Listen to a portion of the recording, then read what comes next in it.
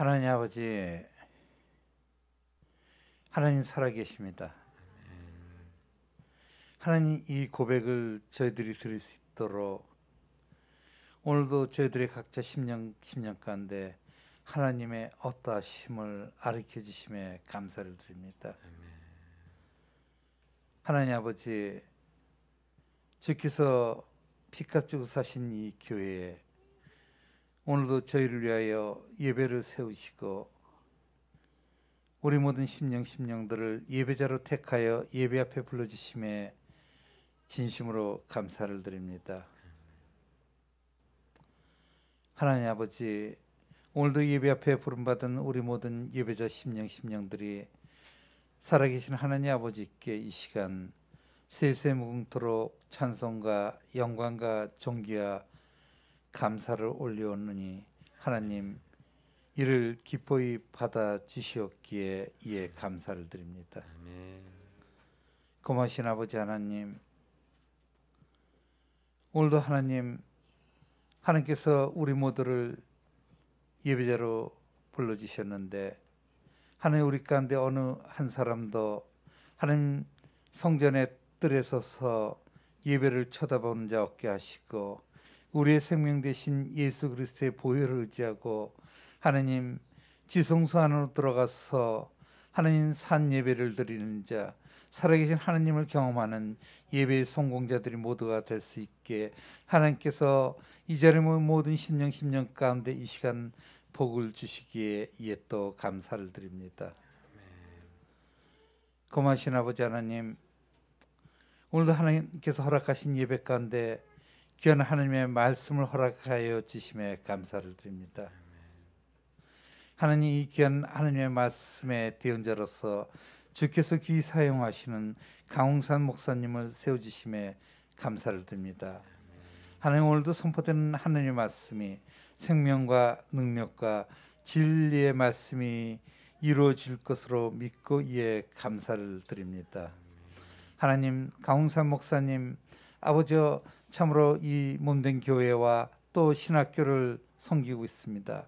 하나님의 귀한 사람이 하나님 어떤 곳에 있든지 하나님의 뜻 가운데 하나님의 뜻을 행하는 하나님의 귀한 사람으로서 하나님 이 땅 가운데 주와 함께 동행하는 아름다운 사람이 될 수 있도록 항상 함께 하여 주셨기에 이에 감사를 드리오며 앞으로의 그의 삶의 영역에서도 하나님께서 함께 하여 주실 것을 믿고 감사를 드리옵나이다.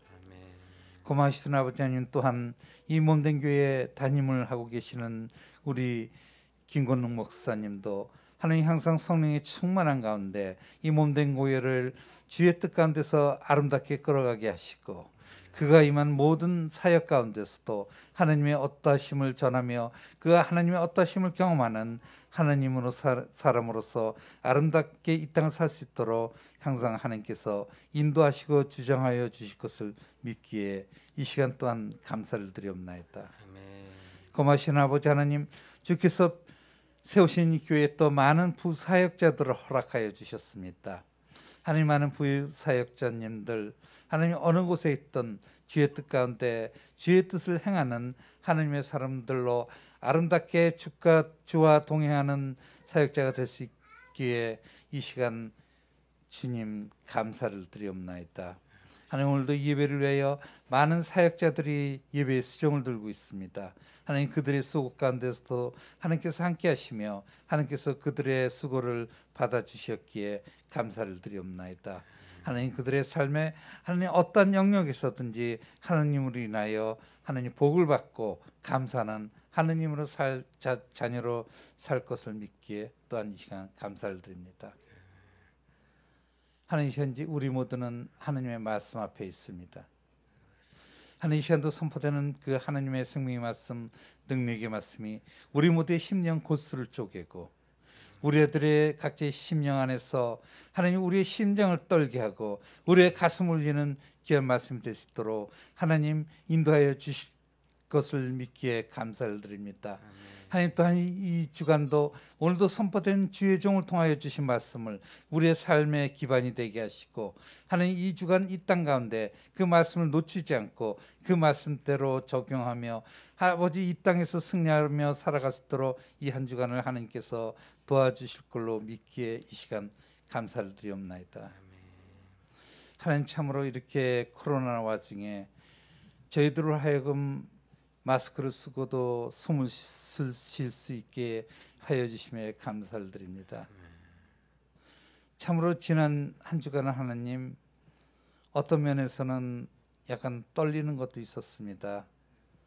우리 그 전주에 수양회를 다녀왔는데 혹여라도 우리들의 가운데 그런 염려가 있었는데 하나님께서 아무 일 없이 이렇게 무사히 이 시간까지 인도하여 주셨기에 이 시간 또한 감사를 드리옵나이다.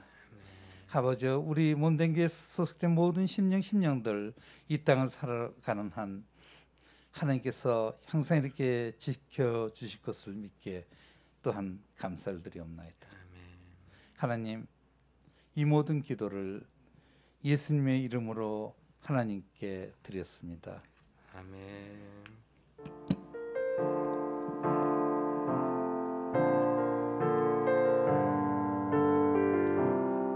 아버지 사랑합니다. 고백하겠습니다. 아버지 사랑합니다. 아버지 경배합니다. 아버지 채워주소서 당신의 사랑으로. 예수님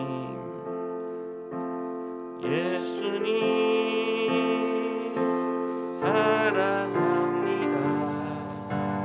예수님 경배합니다. 예수님 채워주소서 당신의 사랑으로.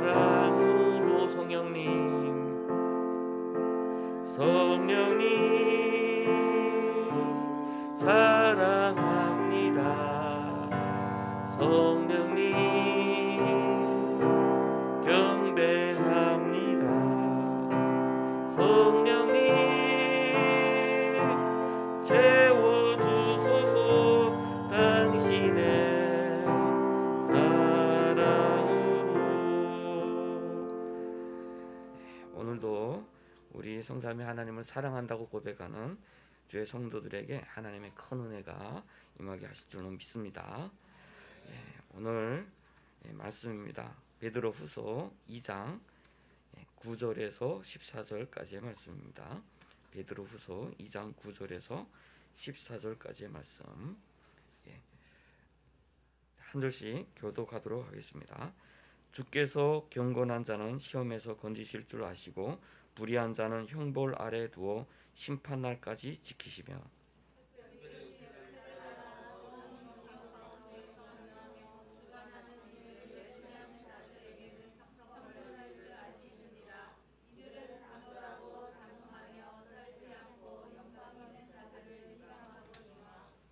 더 큰 힘과 능력을 가진 천사들도 주 앞에서 그들을 거슬러 비방하는 고발을 하지 아니하느니라.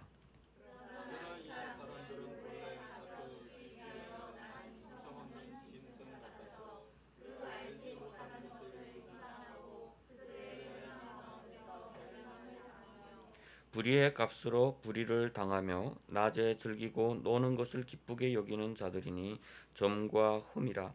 너희와 함께 연애할 때 그들의 속임수로 즐기고 놀며 그 음심이 가득한 눈을 가지고 범죄하기를 그치지 아니하고 굳세지 못한 영혼들을 유혹하며 탐욕에 연단된 마음을 가진 자들이니 저주의 자식들이라. 아멘. 오늘의 말씀은 가짜 나그네라는 말씀으로 우리 강수환 목사님께서 말씀 전해 주시겠습니다.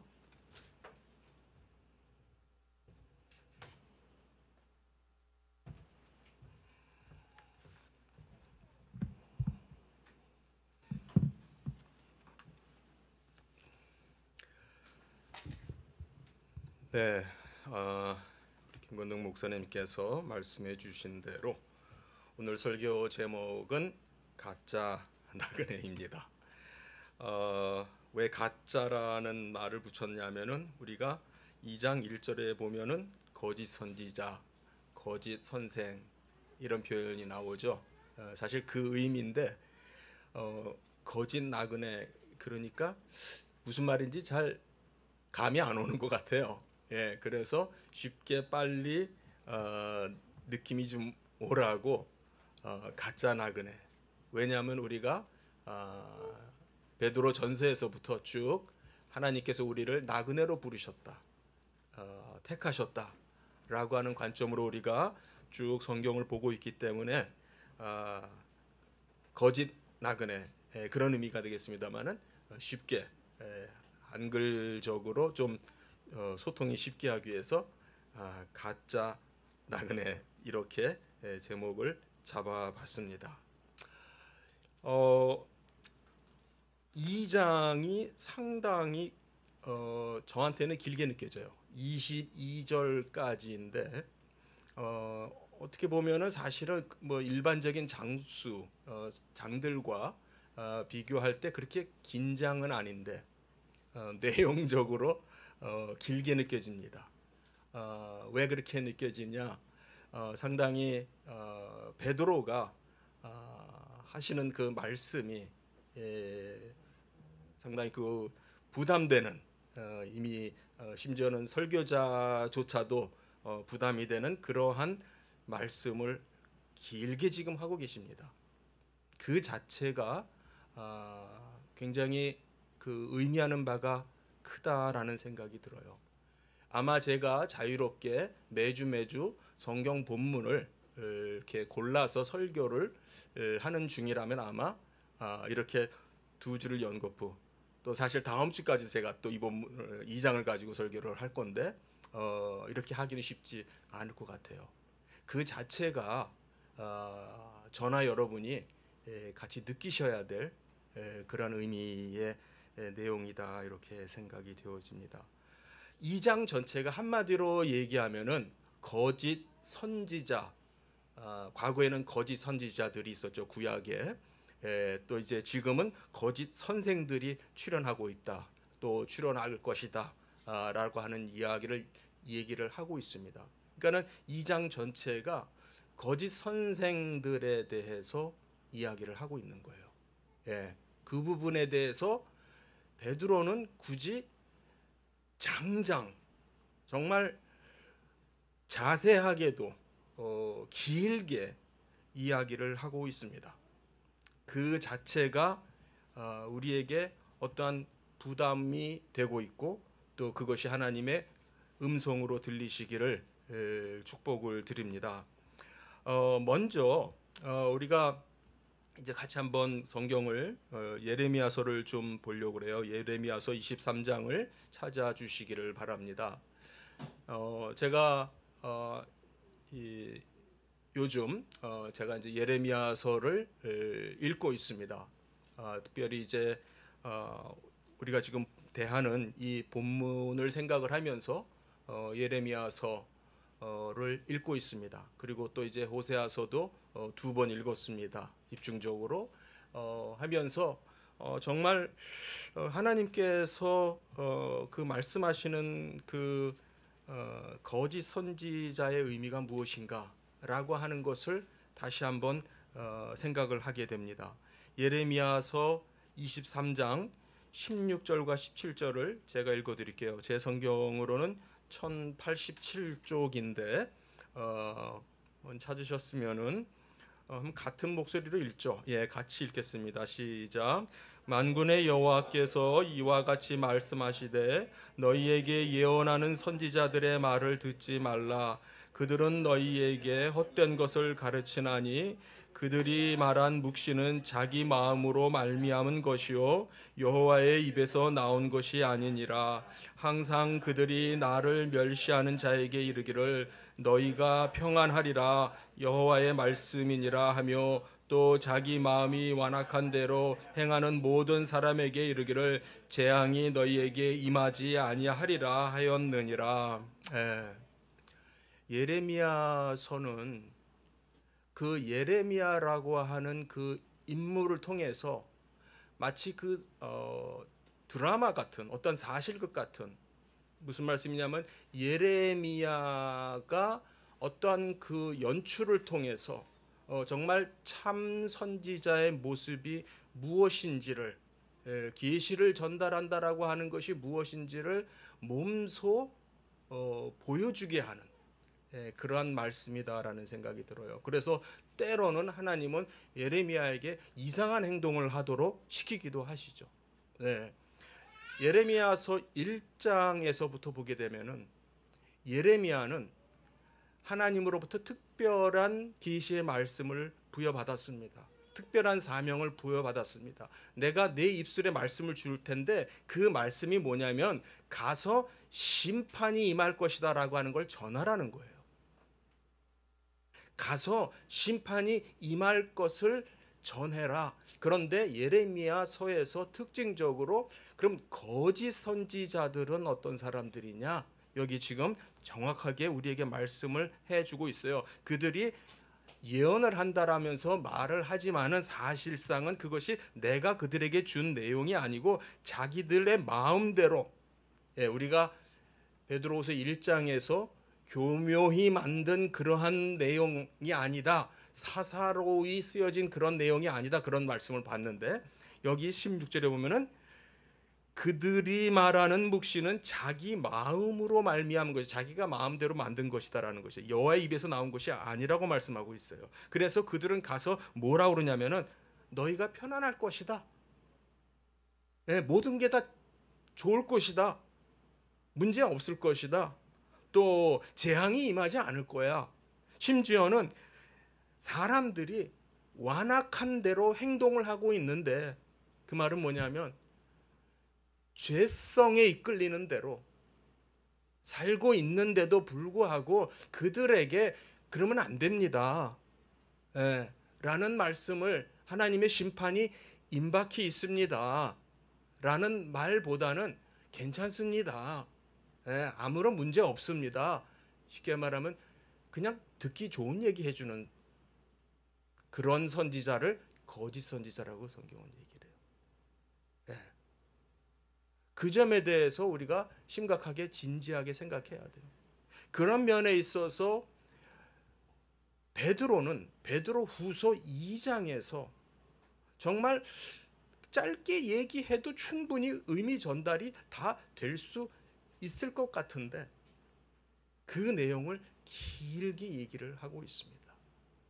그 자체가 베드로가 정말 참된 선지자구나, 참된 교사구나 라고 하는 것을 생각하게끔 하는 그러한 것이 아닌가, 이런 생각을 하게 됩니다. 그런 면에 있어서 제가 조금 오늘 약간 좀 우리 성도님들에게 뭔가 좀 과외로 별도로 좀 가르쳐 드릴 내용이 좀 있어요.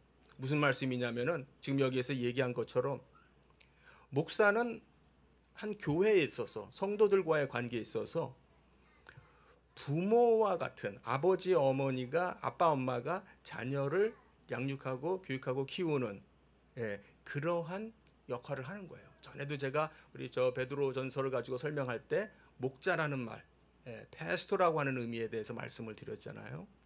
그러니까 우리가 집에서도 아이들에게 부모가 잘 교육을 하고 가르쳐야 하는 책임이 있죠. 안 가르쳤을 때 아이들이 잘못하는 것은 그건 아이들 나무랄 수가 없어요. 부모가 안 가르쳤으니까 그거는 부모의 책임이 됩니다. 제가 이제 몇 가지 관찰, 우리 교회에서 제가 같이 예배를 드리고 생활하면서 관찰되는 부분을 좀 얘기를 할게요. 목사에게 있어서는 주일날 이 예배를 드리는 것 자체가 굉장히 정신이 신경이 집중되어지는 일이에요. 어떻게 이제 이 예배를 우리가 하나님 앞에 잘 올려드려야 되기 때문에 거기에 대한 모든 것이 집중이 됩니다. 그래서 그 준비를 위해서 굉장히 신경을 곤두세우고 있죠. 그런데 그 준비라고 하는 것이 제가 말씀드리고자 하는 것은 뭐 이렇게 청소 상태가 잘 돼 있고 또 이렇게 에어컨이 잘 작동을 하고 있고 또 음향기기나 지금 우리가 이렇게 영상 찍는 이런 것들이 잘 돌아가고 그걸 말하는 게 아니에요. 그거는 우리 교회에서 우리 김건동 목사님이 혼자 하시느라고 사실 너무 바빠요. 제가 볼 때는 좀 누가 다른 분들이 좀 맡아주시면 좋겠어요. 그리고 우리 목사님은 예배를 드리는데 더 집중할 수 있도록 예배를 위해서 기도하고 준비하고 하는 그런 영적인 내 초점을 맞추는 일에 집중할 수 있도록 우리 재직들이 좀 그런 일들은 나서 주시면 좋겠습니다. 그리고 또 하나 제가 말씀드리는 것은 이거는 지금 우리 한국 교회 뭐 대부분의 교회에 있는 문제예요. 무슨 얘기냐면은 말 나온 김에 그냥 좀 더 할게요. 그 우리 주보에도 보면은 대표 기도라고 하는 말이 있어요. 저는 이 단어 자체가 대부분의 우리 한국 교회는 이제 우리가 지금 드리고 있는 이 예배를 대예배라고 그래요. 주일날 드리는 예배를 대예배라고 그러고 사실 그것도 좀 지나친 표현인데 또 지금 이 기도를 이제 대표 기도 이렇게 말하는데 저는 거기에서 조금 좀 조심스러운 마음이 있습니다. 무슨 말이냐면은 사실 그 기도자는 교인을 대표해서 기도하는 위치에 있지 않아요. 무슨 말이냐면은 우리는 누구도 누구를 대신해서 대표해서 중보할 수가 없어요. 그러니까 무슨 의미인지는 알죠.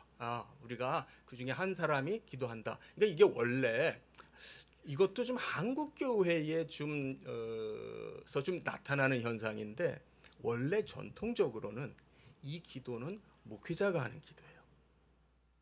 목회자가. 그러니까 이 기도를 할 때 흔히 앞서 무슨 기도를 하냐면 온 교인이 같이 회중이 같이 참회 기도를 해요. 회개 기도를 해요. 짧게 한 30초, 1분 아니면은 기도문을 쓴 거를 주보에 이렇게 한 몇 줄 써놓은 거를 같이 읽던지 그렇게 해서 그 다음에 예배를 집례하는 목사님이 기도를 합니다. 그래서 그때의 그 기도가 어떠한 그 교인을 대표하는 기도라는 의미가 되면은 안 돼요. 우리가 중보기도라는 말을 들어봤을 거예요. 그 말도 써서는 안 돼요. 중보자는 오직 누구예요? 예수 그리스도밖에 없어요. 우리는 어느 누구에 대해서도 중보하지 않아요. 우리가 하는 기도는 뭐라 그러냐면 간구라 그래요. 성경에 보면은 간구함으로 아뢰는 거예요. 그 간구라고 하는 거는 간청, 간구나 간청이나 또는 청원 그런 의미예요. 영어로 말하면은 petition, 또 어려운 단어로 supplication 이런 단어를 씁니다만은 우리 장로님이라 우리 김수희 목사님 잘 아실 거예요. 이제 미국 생활에서 petition을 낸다. 이 말은 뭐냐면 청원서를 낸다 그 말이에요. petition을 한다. 그러니까 우리가 다른 모든 성도들 위해서 성경에 보면 그런 표현이 많이 나오죠. 모든 성도를 위해서 간구와 기도로 이렇게 말을 해요. 간구라고 그래요. 그러니까 내가 그를 위해서 기도할 수 있어요. 그걸 간구의 기도예요. 중보의 기도가 아니에요. 그런 의미에서 우리가 그런 단어를 좀 구별을 하면 좋겠다. 사실 우리 교회가 속해 있는 우리 합동교단에서도 총회에서 몇 년 전에 좀 된 것 같아요. 총회적으로도 중보기도라는 말은 쓰지 말도록 합니다. 그렇게 교회에서 가르쳐야 됩니다. 그렇게 한번 확인을 한 적도 있어요. 그래서 우리 성도님들 그 말은 뭐냐면 다른 성도님들을 위해서 기도해야 됩니다. 기도하되 그것이 중보기도는 아니다. 중보자는 오직 예수 그리스도만이 중보자다. 이렇게 이해를 해주시면 좋겠어요. 네, 이것도 제가 참 선지자가, 참 교사가 돼야 되기 때문에 여러분에게 조금 좀 가르치는 말 같지만은 말씀을 드려요. 이해를 해주시면 좋겠습니다. 그렇다면은 거짓 선지자는 하나님의 심판이 임할 것이다, 임박하다라고 하는 그 말씀을 전해야 되는데, 그것을 좋은 말만 하는, 듣기에 거슬리는 말, 불편한 말은 안 해주는 그런 선지자를, 교사를 거짓 선지자, 거짓 선생이라고 성경은 말하는 거예요. 그러면 참 선지자, 참 교사는 뭐냐? 하나님의 말씀을 그대로 전하는 자. 대표적인 사람이 지금 우리가 읽은 예레미야 같은, 예레미야는 심판이 임박했다라는 말을 전하다가 죽임을 당할 뻔도 하잖아요. 사람들이 듣기 싫으니까 죽이려고 해요. 그 정도예요. 사람의 악함은 그 정도예요. 또 베드로 같은, 정말 불편한 내용을 이렇게 장장 길게 굳이 얘기를 하는 그 자체가 그분의 그 마음이 어떠한가라고 하는 것을 우리가 생각을 하게 됩니다. 본문의 내용을 좀 보죠. 9절부터 보면은요, 지난주에 말씀을 드린 것처럼 여기서 대비가 되는 표현이 있습니다. 경건한 자와 불의한 자입니다.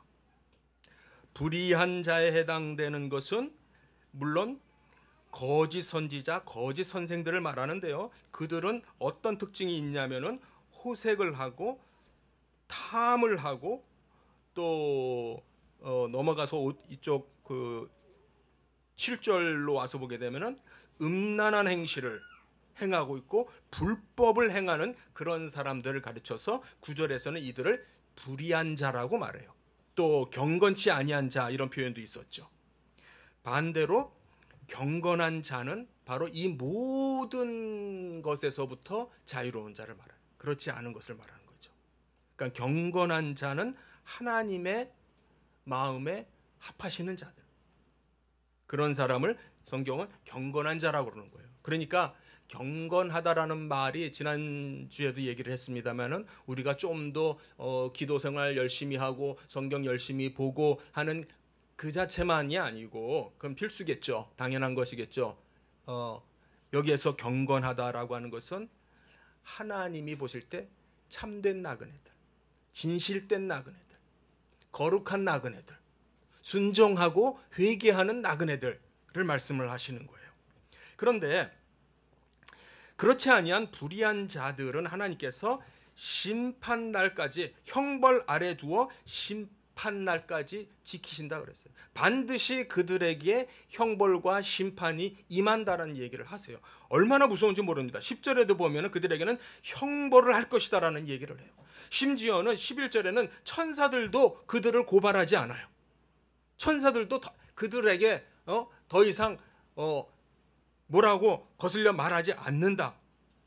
이들은 생각 없는, 이성 없는 짐승 같아서 까지 그렇게 표현을 합니다. 얼마나 적나라하고 무서운 표현인지 모르겠어요. 그런데 10절에 보면은요, 특별히 지금 앞에 이미 이 거짓 선지자와 거짓 선생의 행실들 중에서 지금 집중적으로 조명이 되고 있는, 반복이 되고 있는, 강조가 되고 있는, 또는 지적이 되고 있는 단어가 뭐냐면은 육적인 어떤 그 정욕으로 음란한 행실을 하고 호색을 하는 이러한 죄를 말해요. 10절에도 또 나오죠. 더러운 정욕 가운데에서 행한다라는 말이 나오고요. 14절에 가게 되면은 굉장히 좀 어려운 말인데, 음심이 가득한 눈을 가지고, 저는 음심이라는 말 자체를 써본 적이 없는 것 같아요. 그렇죠? 음심이, 잘못 보면 음식이라고 읽을 수 있는데 음심, 굉장히 어려운 한자인 것 같아요. 자, 그 단어들을 살펴보니까 이게 굉장히 우리가 깊이 생각해야 될 부분이에요. 왜 그러냐면은요. 더러운 정욕 가운데서 육체를 따라 행하는데 그 육체를 따라한다라는 이 육체는요 이미 죄성으로 물들어진 육체를 말을 해요. 그런데 여기 이 정욕이라고 하는 단어가 예수님이 사용하셨던 그 단어예요. 우리 마태복음 5장으로 가겠습니다. 마태복음 5장에 가셔서 보시면은요 27절 이하에 마태복음 5장 27절 제가 시간상 그냥 빨리 볼게요. 또 간음하지 말라 하였다는 것을 너희가 들었으나 이건 십계명 얘기하는 거죠. 그렇죠? 예, 십계명 모세 율법에서부터 하는 얘기라는 거 그걸 얘기하는 거죠. 그러나 나는 이렇게 말한다. 나는 너희에게 이르노니 음욕을 품고 여자를 보는 자마다 마음에 이미 간음하였다. 여기에서 음욕이라고 하는 단어가 조금 전에 제가 말한 정욕 가운데 그 같은 단어예요. 그러니까 여기서 뭘 얘기하냐면 예수님은 우리가 마음으로 간음죄를 이미 짓고 있다라는 거예요. 그러니까 무서운 건 뭐냐면 구약의 또는 모세 율법의 전통이라고 할까요? 그래서 유대인들이 어떤 잘못된 사고를 많이 갖고 있냐면 내가 아직 행동으로 하지만 않았으면은 아직 행동하기 전이라면 그건 죄가 아니다 이런 생각을 많이 했어요. 그런데 예수님께서 이미 마음으로 음욕을 품었다면은 그 자체가 간음하였느니라. 여기에서 간음하였다라고 하는 이 단어가 십계명에 나오는 그 단어예요. 그러니까 무슨 말이에요? 십계명을 범한 거다 그 얘기예요. 마음으로 이미 십계명을 범한 거다라고 하는 것을 예수님은 말씀을 하시는 거예요. 그런데 베드로가 지금 예수님이 사용하셨던 그 단어를 똑같이 사용하면서 그걸 가지고 뭐라고 하냐면 우리 한글 성경에서 더러운 정욕 가운데 행한다.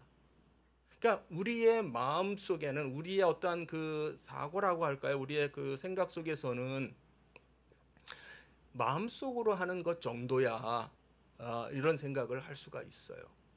예. 그런데 예수님의 기준은 다시 말하면은 구약의 기준이 아니라 신약의 기준으로는 이미 그것은 동일한 간음죄다라는 걸 얘기를 하는 거예요. 그리고 더 놀라운 것은 14절에 제일 앞에 나오는 음심이 가득한 눈을 가지고 눈이 음심이 가득해요. 여기서 음심이라고 하는 말은 정욕이 가득한 또는 이제 우리 마태복음에서 번역한 대로 음욕이 가득한 눈으로 이때의 이 단어는요. 예수님께서 여러 차례 악하고 음란한 세대요 이런 말씀하시죠. 악하고 음란한 세대요 할 때 그 단어예요. 그 단어예요. 근데 그 단어가 그 음란하다라고 하는 그 단어가 무슨 단어냐면은 여기 예수님께서 이미 십계명에서 사용하고 있는 그 단어를 사용하고 계시는 거예요. 그러니까 마음의 음욕을 품은 자마다 이미 간음했다라고 하는 그 간음했다라고 하는 그 무게의 단어가 지금 여기에서 음심이라고 하는 단어로 사용이 되고 있어요. 무슨 말이냐면은 음란한 세대요 하셨을 때 똑같은 단어거든요. 무슨 말이냐면 이미 간음죄를 범하는 세대라는 거예요. 그러니까 간음죄를 범할 수 있는 세대라고 말씀하고 있는 게 아니고 이미 너희는 수없이 마음으로 죄를 짓고 있다라고 하는 걸 얘기를 하는 거예요. 마태복음 5장 21절부터 다시 한번 보면은요. 예수님께서 어떤 분위기에서 어떤 문맥에서 그런 말씀하시냐면은 21절에 보면은 옛사람에게 말한 바 살인하지 말라. 이건 이제 십계명에 나오는 얘기예요. 예. 살인하면 이제 심판을 받는다. 너희가 이제 그렇게 알고 있는데 내가 너희에게 이르는데 형제에게 노하는 자마다 화를 내는 자마다 동일한 죄라는 거죠. 심판을 받게 되고 형제를 가지고 라가라고 하는 자. 라가라는 말은 그러니까 약간 이제 욕설인데 어떤 욕설이냐면 야 이 바보 땡땡아 이 병신 땡땡아 이런 말이라고 할 수 있어요. 예. 그러니까 형제에게 욕하는 것 자체, 형제에게 노하는 것 자체, 형제에게 미련한 놈이라고 하는 그 자체가 살인죄라는 거예요. 형제를 죽이는 일을 하는 거예요. 이미 마음으로 살인했다라고 하는 거예요. 그러니까 예수님께서 지금 죄의 의미를 그냥 단순히 우리가 입으로 발설할 때, 또 뭐 손으로 상대를 꼭 때릴 때, 뭐 흉기로 상대방을 가해를 할 때, 뭐 이런 것만이 죄가 아니고 이미 우리의 마음 속에서 그 죄를 범한다라는 얘기를 하고, 중요한 것은 그 죄를 지을 수 있는 여지만을 얘기를 하시는 게 아닌 것이 아니고 이미 죄라는 얘기를 하는 거예요. 음심이 가득한 눈을 가지고 이미 죄를 범했다는 겁니다.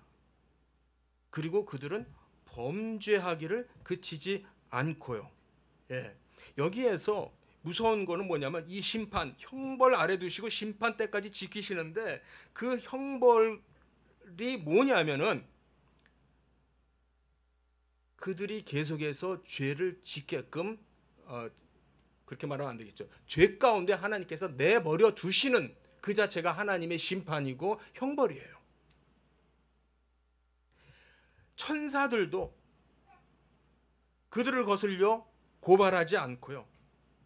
예, 이들은 생각이 없는 짐승들처럼 알지도 못하는 일을 가지고 죄를 짓고, 비방하는 죄를 짓고 멸망 가운데서 멸망을 당하고 있어요. 이 말 표현이 좀 그렇잖아요. 이미 멸망 가운데에서 계속 멸망을 당하고 있고, 계속해서 13절에도 불의한 값으로 불의를 당하고,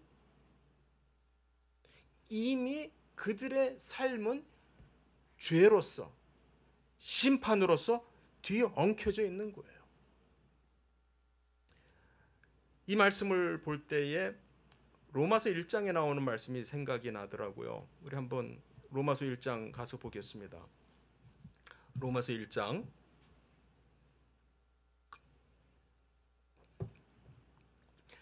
로마서 1장 18절에 보면은 하나님의 진노가 불의로 진리를 막는 사람들의 모든 경건치 아니함과 불의에 대하여 하늘로부터 나타나나니, 무슨 말이냐면은 하나님의 진노가 나타났어요. 누구에게 나타나냐면 불의한 자에게, 또 경건치 아니한 자에게. 같은 말이에요. 경건치 아니한 자, 아까 우리가 베드로후서에서 본 것처럼 불의한 자들을 말해요. 하나님을 대역하고 거역하는 자들을 말해요. 그런데 하나님의 진노가 이미 나타났어요. 그래서 그 진노가 어떻게 나타나냐면요, 24절에 보면은 그러므로 하나님께서 그들을 마음의 정욕대로 더러움에 내버려 두사 할 때, 이 정욕대로, 이 단어가 예수님이 사용하셨던 그 단어예요.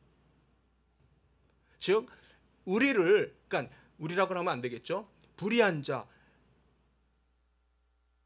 죄인, 특별히 거짓 선지자, 거짓 선생들, 거짓 나그네의 특징이 뭐냐면은 하나님의 진노가 이미 임해서 그들은 계속해서 죄를 짓는 것이에요. 하나님께서 그대로 내버려 두는 것이 이미 그들에게 심판이에요. 26절에 또 나옵니다. 이 때문에 하나님께서 그들을 부끄러운 욕심에 내버려 두사.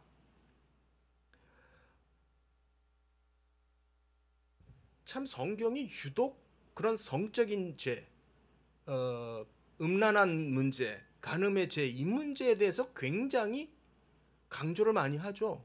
유난히 지금 베드로후서 2장에서도 그런 뉘앙스가 굉장히 많죠. 왜 그런지에 대해서는 다음 주에 제가 설명을 드릴 거예요. 네. 정말 굉장히 중요한 말씀이거든요. 그런데 하나님께서 그들의 죄성 가운데 그들을 잡아먹는 그 정욕, 음욕, 또 부끄러운 욕심, 음란한 죄, 그대로 내버려 둔다는 겁니다. 또 28절에도 또한 그들이 마음에 하나님을 두기를 싫어하며 하나님께서 그들을 그 상실한 마음대로 내버려 두사 합당하지 못한 일을 하게 하며, 여기에서는 이제 위에 문맥에서 보면은 순리를 거슬려서 남자와 여자가 사랑을 하게 되어 있는데, 그걸 거슬려서 남자와 남자가, 여자와 여자가 음란한 행위를 하는 그 자체에 하나님께서 그냥 내버려 두신다는 거예요. 별로 그렇게 처음 듣는 얘기는 아니죠. 오늘날 우리가 살면서 그런 얘기를 우리가 듣습니다. 그런 가운데 하나님께서 내버려 두시는 것 자체가 그것이 심판이에요. 그러니까 우리는 어떻게 기도해야 되겠습니까? 혹여 내가 하나님 앞에서 회개 기도를 합니다. 하나님, 제가 잘못했습니다. 우리가 회개 기도해야죠. 우리가 회개를 한다는 게 그게 나쁜 게 아니에요, 여러분. 회개를 한다는 게 그게 하나님의 또 다른 은혜입니다. 할렐루야. 내가 하나님 앞에 회개할 수 있다는 것 자체가 하나님이 주시는 은혜예요. 뭐라고 회개합니까? 하나님, 나를 죄 가운데 버려두지 마소서. 그죠? 내가 이 죄 가운데서 벗어나게 하옵소서. 내가 또 이 죄를 범하지 않게 하옵소서. 그죠? 나를 내버려 두지 마소서. 그죠? 내버려 두시면 안 돼요. 나를 회복시켜 주시옵소서. 그게 뭐냐면은 그게 경건한 자와 경건치 아니한 자의 차이예요. 경건치 아니한 자는 지금 이 모든 것을 심판하시는 하나님을 우습게 알아요. 듣지 않아요. 그러면서 당돌하고 자긍하고 떨지 않고 자기 마음대로 계속해서 대낮부터 즐기고 노는 것을 좋아합니다. 서로 속이고 남을 속이는 그런 것을 좋아합니다. 그리고 14절에 보면은 범죄하기를 그치지 아니하고 굳세지 못한 영혼들을 유혹하며, 그러니까 남까지도 넘어뜨려요. 남까지도 넘어뜨려요. 그러며 탐욕에 연단된 마음을 가진 자들이니, 여기서 연단된 마음이라는 단어가요 굉장히 재미있는 단어예요. 굼나조라고 하는 단어인데, 여러분들 요즘 그 올림픽, 하계 올림픽 이제 패럴 올림픽은 끝났는지 모르겠습니다만은 그 올림픽 때 중계에서 짐내스틱이라는 말 들어보셨죠? 짐내스틱이 뭐예요? 체조 계통의 운동을 짐내스틱이라고 그러거든요. 예, 그걸 체조라고 그러고, 체조를 하는 그 건물을 뭐라 그러냐면 짐네지움이라고 그래요. 그 단어가 여기에 짐나조에서 나온 단어예요. 그 짐네지움이 독일어로는 굼나지움인데, 그 굼나지움은 독일어로는 고등학교를 말해요. 예, 그러니까 뭐예요? 체조 선수들이 체육관에서 이제 영어로는 그냥 쉽게 이제 학교에서 딱 이제 앞에 끊어서 짐이라고 그래. 짐, 체육 시간을 짐 클래스라고 그래요. 짐. 바로 이제 발음상 이제 영어로는 이제 Y를 E 발음으로 짐이라고 그러는데, 이제 원래는 이제 굼이에요, 굼. 독일어는 굼 이렇게 읽는데, 즉 체조 선수가 연습을 하고 연단을 하는 것처럼, 예, 그 단어예요. 그러니까는 탐욕에 악한 생각으로 연단이 되어 있는 거예요. 그 악한 생각으로 스스로를 합리화하고 정당화하고 구실을 찾고 이론을 갖다 대고 핑계를 대고 하는 그런 데에 잘 훈련이 되어 있는 걸 말해요. 그걸 가르쳐서 여기서 연단된 마음이다라고요. 바로 우리가 올림픽 때 본 그 짐내스틱, 그 체조 선수들이 훈련하는 것처럼 그런 식으로 그들의 마음이 그렇게까지 망가져 있다라는 거예요. 그러면서 최종적으로 뭐라 하냐면 그들은 저주의 자식이다. 정말 무서운 얘기죠. 그들은 저주의 자식이에요. 하나님의 진노. 우리가 아까 로마서 1장 18절에서 본 것처럼 하나님의 진노가 나타나서, 하나님의 진노가 불의한 자들에게는 나타난 거예요. 심판으로 이미 임한 거예요. 그래서 그들을 죄 가운데 내버려 두시고 계시다라는 거예요. 예레미야서를 혼자서 쭉 읽고 있는데 얼마나 무서운지 몰라요. 하나님께서 그 죄를 짓고 있는 그 이스라엘 백성들을 용서하지 않으시겠대요. 네. 내 아내가 남의 여자가 되게 하고 자식들도 딴 데로 가게 되고 내가 일한 모든 것들도 허사가 되고 다른 사람이 와서 다 즐길 거고 세상의 인생이 얼마나 그거는 정말 비극이겠어요. 하나님의 심판이 얼마나 무서운지를 정말 처절하게 느끼게끔 하나님께서 무서운 말씀을 해주시는데 숨을 못 쉬겠어요. 그런데 또 그러고서도 하나님 뭐라 그러냐면은 회개하고 돌이키면은 나한테 돌아오면은 내가 다 받아줄 거다. 회개하고 돌이키고 나한테 돌아오라는 거예요. 네, 돌아오면은 내가 더 복을 주리라라는 말씀을 하세요. 그게 아버지의 생각이시죠. 아버지가 자식이 잘못했다고 벌 주고 때리는 것으로 즐거워하고 쾌락을 삼겠습니까? 아버지가?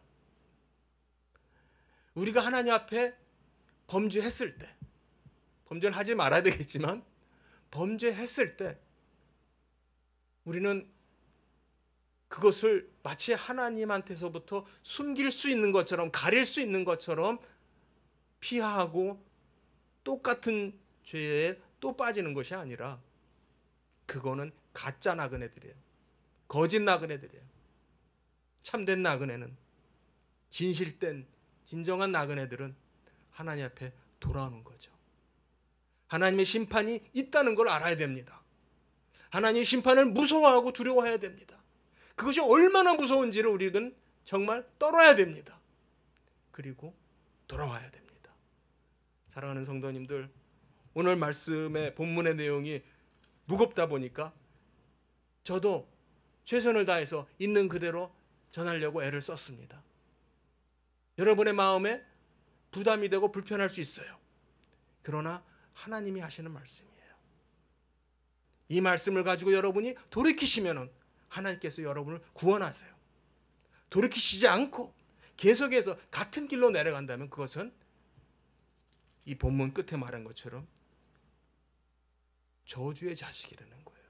가짜 나그네라는 거예요. 우리 가운데는 아무도 그럴 사람 없으리라고 믿습니다. 예. 하나님은 우리의 아버지십니다. 사랑의 아버지입니다. 믿으십니까? 네, 여러분 언제든지 정말 그 죄악이 무엇이 됐든지 간에 하나님 앞에 돌이키시는 참된 나그네들, 하나님의 자녀들, 사랑의 자녀들 되시기를 축복드립니다.